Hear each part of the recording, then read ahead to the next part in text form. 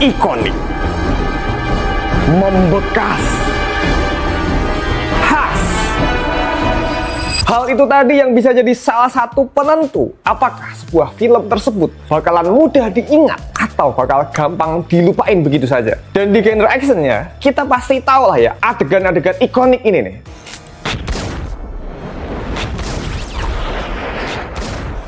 Di film The Matrix, ada adegan slow-monya Neo ngindarin peluru-peluru kayak gini. Dan di Indo pun juga ada yang sampai terkenal banget nih. Di The Raid 2, pose tarung ngilangin tangan Om Iko Uwais sama Kang Cecep ini sebelum tarung di dapur. Itu keren banget. Terus yang paling masterpiece nih, ada di film Old Boy, adegan fight scene, one take keroyokan yang ini.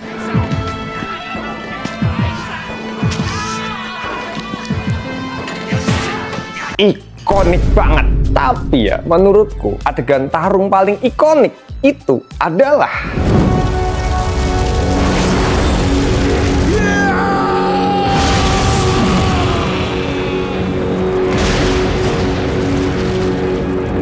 jurus tapak Buddha dari film Kung Fu Hustle. Ini sumpah adegannya benar-benar megah banget sebagai film action ya, tapi di saat bersamaan sebagai film komedi juga lucu banget. Dan enggak cuma adegan itu aja yang memorable, tapi juga masih banyak lagi adegan-adegan di film ini yang ngebuat aku masih teringat-ingat sampai sekarang. Dan secara keindahan adegan-adegannya sebagai film action komedi ya, aku berani bilang hampir nggak ada film aksi komedi lain yang bisa ngalahin film Kung Fu Hustle buatan Om Stephen Chow ini. Mau dibandingin sama film Jackie Chan pun masih menang telak Om Stephen Chow ini. Mulai dari kemegahan, keindahan, sampai kelucuannya, gak bisa dibandingin lah. Yang mana hal itu tadi bikin aku jadi penasaran banget. Kenapa gak ada yang bisa membuat film dengan adegan yang se-powerful dan se-memorable di film Kung Fu Hustle ini? Maka dari itu, aku Lajunta, orang yang suka film-film action komedi, bakal coba cari tahu kenapa film Kung Fu Hustle ini bisa keren dan indah banget, tapi juga sekaligus lucu dan asik banget buat ditonton. Dan di video kali ini aku bakal bahas menjadi dua bab aja. Di bahasan pertama aku bakal bahas mengenai keindahan dan keseruan film ini yang membuat orang nggak bosen nonton ini film. Dan di bagian kedua aku bakal bahas mengenai salah satu formula template yang selalu diterapin sama Om Stephen Chow di tiap film-filmnya, tapi anehnya masih berhasil terus. Maka dari itu kamu wajib nonton video ini tanpa skip-skip sampai selesai.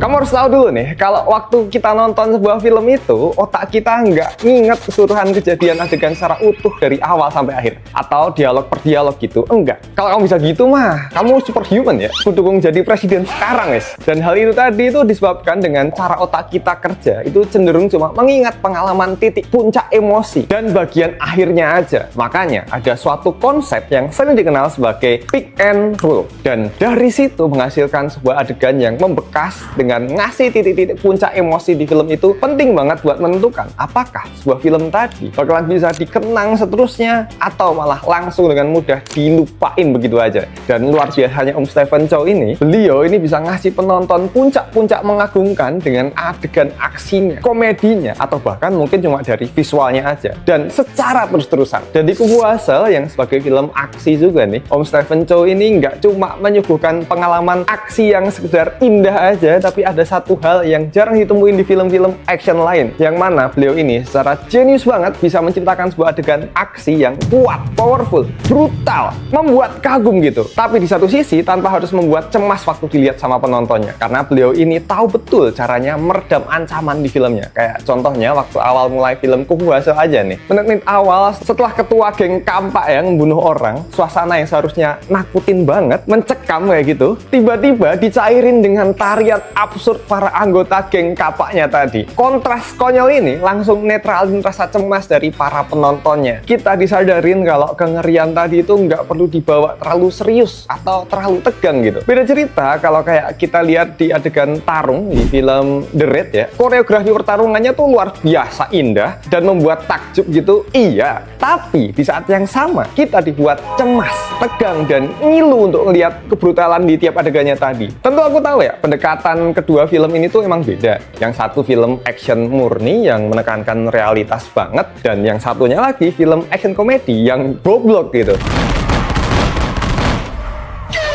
Tapi itu tadi malah sebagai pembanding yang pas banget untuk bisa ngeliat kalau film yang bisa memberikan kemegahan, keindahan pertarungan, tapi nggak sampai membuat cemas, itu lebih mudah dinikmatin. Coba aja, aku tanya ya, mending nonton Gua Asal ini berulang-ulang, apa The Raid berulang-ulang?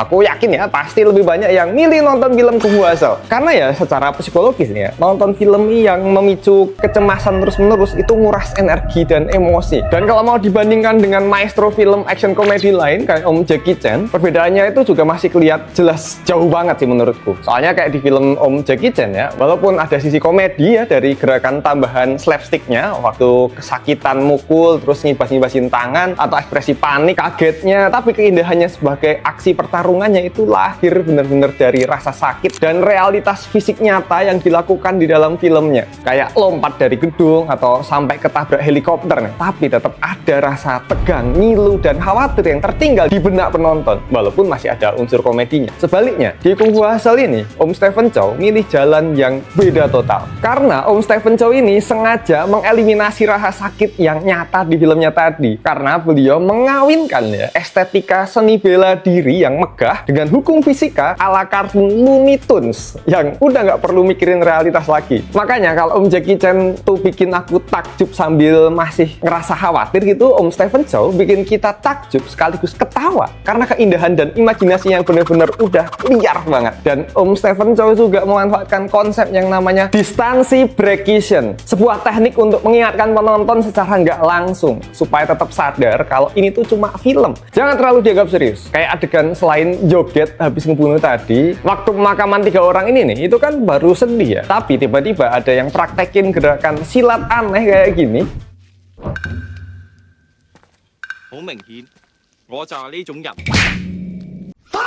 Itu kan penonton baru diajak berkabung, tapi tiba-tiba malah dipatahin sama gerakan ngawur tadi.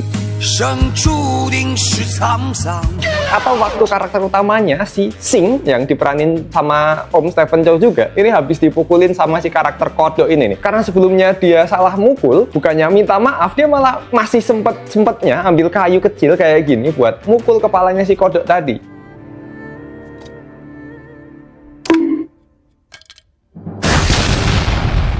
Itu adegan menurutku ngawur banget ya. Harusnya kan ngeri ya, soalnya dipukulin brutal tadi.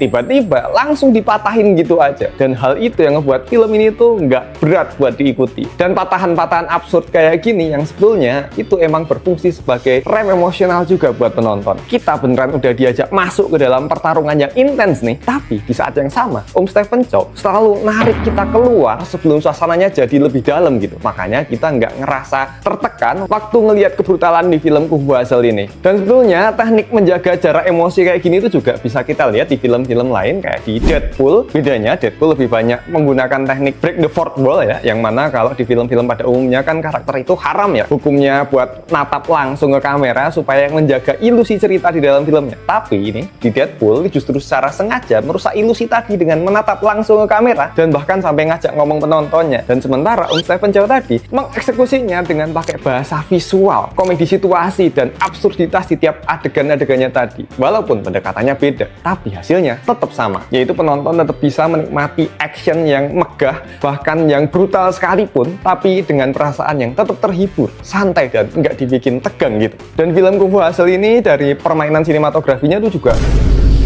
nggak usah diragukan lagi ya. Banyak banget adegan yang benar-benar ngasih kita ruang untuk menikmati suatu adegan secara dalam. Ada efek slow-mo-nya. Kita dikasih tahu gambaran mendetail tentang kejadian yang baru terjadi. Kayak waktu karakter mak-mak yang punya kontraan ini mau ngelarin jurus auman macannya, kita benar-benar dilihatkan tuh prosesnya sampai dodonya mengembang gitu. Sekompleks apa dia narik nafas. Sesimpel itu aja kita udah dibuat terpukau. Apalagi waktu lepas teriakannya. Sumpah itu keren banget. Adegan genjrengan kecapi yang jadi makhluk tengkorak zirah ini, atau waktu si Sing kelempar melayang tinggi ke langit terus dia menginjak burung sampai menembus awan, kita benar-benar disuguhkan sebuah momen yang luar biasa megah, indah. Dan penggunaan efek slow-mo di momen ini itu makin bikin kita merasakan sensasi mendapatkan berkah hidayah gitu dan kebebasan tanpa batas. Sampai akhirnya dia meluncur turun pakai jurus tapak Buddha itu. Sumpah itu beneran bikin merinding ya. Permainan momentum di sini yang bikin momen ini itu bener-bener kuat banget. Terus selain slow-mo, ada juga penggunaan adegan karakternya pada freeze, diem kayak gini. Tapi kameranya mengorbit di sekitar karakter. Contohnya kayak waktu karakter bapak ibu kos mau nendang si kodok tadi dari bawah meja di kasino. Mata penonton tuh dikasih waktu buat menikmati keindahan komposisi dari pertarungannya itu tadi dulu selama beberapa detik. Pokoknya di film ini kita terus-terusan dibuat kagum banget sama hal-hal tadi. Makanya kerasa dimanjain banget waktu aku nonton nih film. Peran musik dan audio di sini tuh juga kuat banget. Permainan musik orkestra untuk soundtracknya itu benar-benar berhasil menggambarkan kengerian, ketegangan, dan komedi secara bersamaan. Kayak contohnya, kamu masih teringat ya soundtracknya yang ini nih.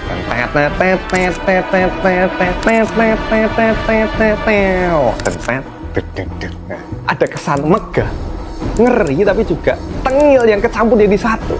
Jadi nggak cuma dari visual dan ceritanya aja Om Stephen Chow ini membuat filmnya secara ringan ya, tapi dengan musiknya sendiri aja juga udah berhasil menjaga tense filmnya nggak berat. Dan perpaduan dari kejeniusan Om Stephen Chow dalam pendekatan aksi dan komedi beserta seluruh permainan visual sampai musiknya ini membuat banyak adegan di film Kung Fu Hustle ini selalu membekas terus, dan makanya sampai bisa jadi salah satu karya legenda banget yang diingat sama banyak banget orang sampai sekarang. Dan ada satu hal lagi yang membuat film-film Om Stephen Chow ini selalu dikenang terus, yang mana beliau ini juga jenius pakai formula yang selalu sama tapi tetap berhasil terus-terusan. Nah, itu adalah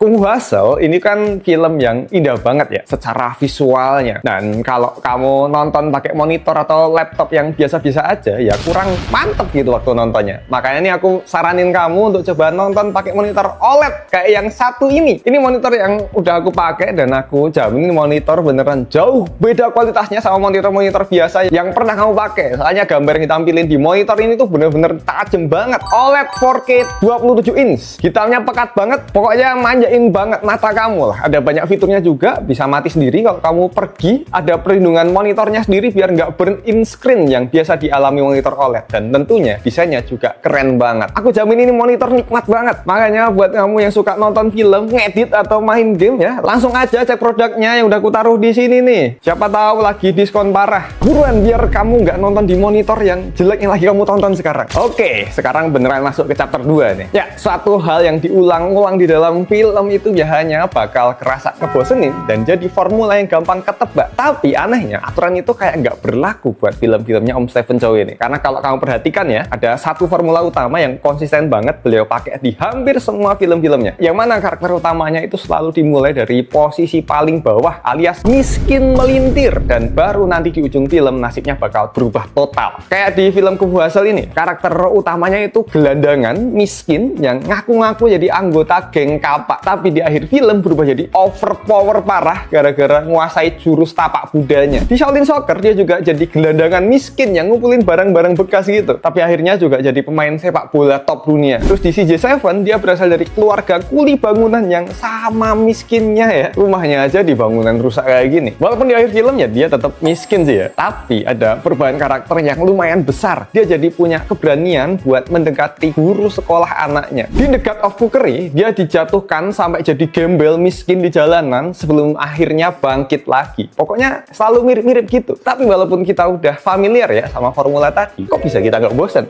Kan ketebak ya harusnya. Sebetulnya jawabannya ada pada cara Om Stephen Chow ini mainin emosi penonton lewat sudut pandang humornya. Sebetulnya nggak cuma miskin secara materi aja, tapi kadang posisi bawah ini juga dalam bentuk status personal. Contohnya di Fight Back to School, karakter utamanya aja kerja jadi polisi, kan punya duit ya. Tapi posisi bawahnya ada pada kepribadiannya yang selalu ditindas dan diremehkan sama rekan-rekannya. Nah, pinternya Om Stephen Chow ini di awal film pasti kita selalu ngetawain nasib apesnya Stephen Chow di posisi paling bawah. Tapi saat karakternya pada mulai bangkit dan membalas perlakuan orang-orang, fokus ketawa kita tuh jadi pindah. Bukan lagi ke karakter utamanya tadi yang miskin, tapi malah balik ngetawain musuh-musuhnya yang direndahin balik gitu. Terus begitu karakter utama yang dari bawah tadi sampai ke titik puncaknya, kayak di Kung Fu Hustle waktu karakter utamanya bisa terbang ke awan lawan terus jatuh pakai tapak budanya, atau di Shaolin Soccer waktu dia bisa ngalahin musuh dan menang. Semua tawa di awal film tadi berubah jadi rasa kagum yang murni. Kita awal dibuat ngakak, tapi di akhir kita malah dibuat merinding, bangga sama karakter yang tadi kita ketawain. Dan dengan pendekatan karakternya kayak gini, itu menciptakan keterikatan emosional yang kuat banget antara penonton dan karakter di dalamnya. Karena kita sebagai penonton diajak untuk nemenin perjuangannya dari nol. Kita tahu suka dukanya. Jadi pas dia berhasil bangkit dan membalikkan keadaan, kemenangan itu juga kayak kita rasain sendiri. Karena kita ngikutin dari awal. Dan selain itu, pemilihan karakter yang dibuat miskin tadi, sebetulnya film-film Stephen Chow ini selalu membawa pesan sosial yang tajam banget. Beliau nyindir ketimpangan sosial, kesombongan kaum elit, hingga realita pahit masyarakat kelas bawah yang sering diinjak-injak. Beliau membungkus rasa pahit kehidupan nyata itu dengan humor yang manis.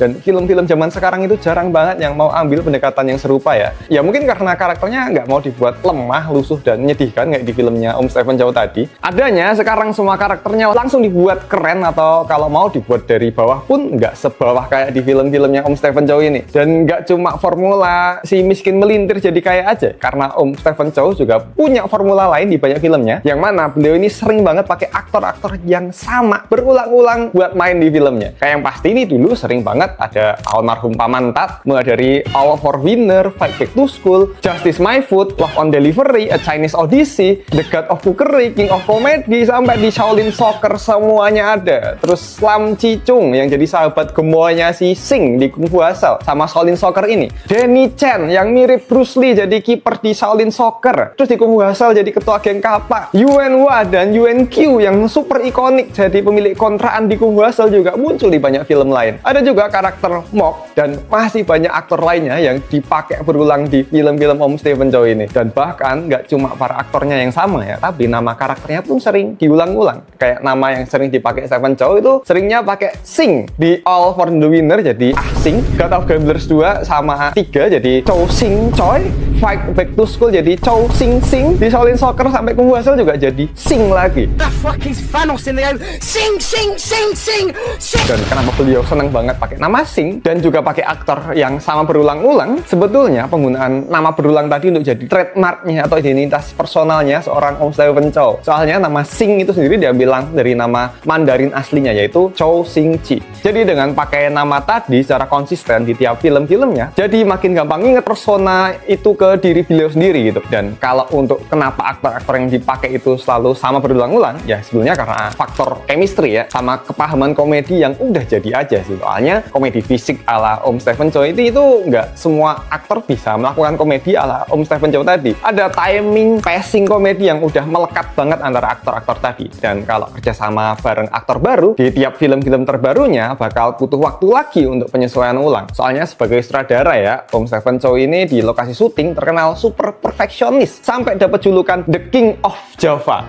Maksudnya The King of Retake, karena saking seringnya minta ngulang adegan berkali-kali. Pokoknya harus sampai sebuah adegan itu benar-benar persis dan sesuai dengan bayangan yang ada di kepalanya. Sampai bisa tuh satu hari cuma ngerjain adegan beberapa detik aja. Makanya kerja bareng sama aktor langganan tadi yang udah paham sama komedinya jadi salah satu faktor kunci kenapa komedi di film-filmnya itu selalu kerasa berhasil dan ngena terus buat penontonnya. Dan sebetulnya rahasia lain kenapa film-film Om Stephen Chow ini selalu lucu terus ya, sebetulnya ada di beliaunya sendiri. Soalnya kalau kamu lihat ya film-film baru yang nggak dibintangi sendiri sebagai tokoh utama dan cuma jadi sutradara kayak The Mermaid, The New King of Comedy, ya filmnya itu ya pasti lucu ya, tapi nggak selucu waktu ada Om Stephen Chow-nya sendiri. Dan sebagai bukti nih, emang Om Stephen Chow ini sebetulnya bumbu komedi di film itu sendiri. Soalnya kalau kamu lihat film God of Gamblers ya, pertama di tahun 1989 yang dibintangi Chow Yun Fat, filmnya dulu tensinya serius, keren, dan minim komedi gitu. Tapi begitu masuk God of Gamblers 2 tahun 1990, yang mana Om Stephen Chow jadi fokus utamanya, filmnya tadi langsung berubah total jadi luar biasa kocak, lucu, dan goblok banget, tapi tanpa merusak esensi cerita perjudiannya itu sendiri. Dan inilah inti kenapa film-film Om Stephen Chow itu terasa membekas terus dan jadi film-film legenda sampai sekarang, yang mungkin udah nggak bakal bisa disaingin sama film-film komedi lainnya. Walaupun banyak filmnya karakter utamanya itu miskin ya, tapi sebetulnya beliau itu nggak pernah ngajak kita nertawain penderitaan orang miskin, melainkan melainkan mengajak kita merayakan harapan orang-orang kecil lewat ketawa, keindahan fantasi, dan akhirnya ngasih kemenangan moral yang memuaskan, sekaligus ngasih harapan untuk semua orang itu bisa terus bermimpi. Dan ngomong-ngomong soal film Stephen Chow yang lain ya, yang udah pernah kamu tonton, aku juga udah pernah bahas film Shaolin Soccer yang semuanya udah aku taruh di sini nih. Sama kamu wajib banget tonton videoku yang ini nih. Langsung aja nonton dua-duanya, pinjam HP teman kamu, dan jangan lupa cek monitor OLED yang tadi udah ku taruh di bawah sini.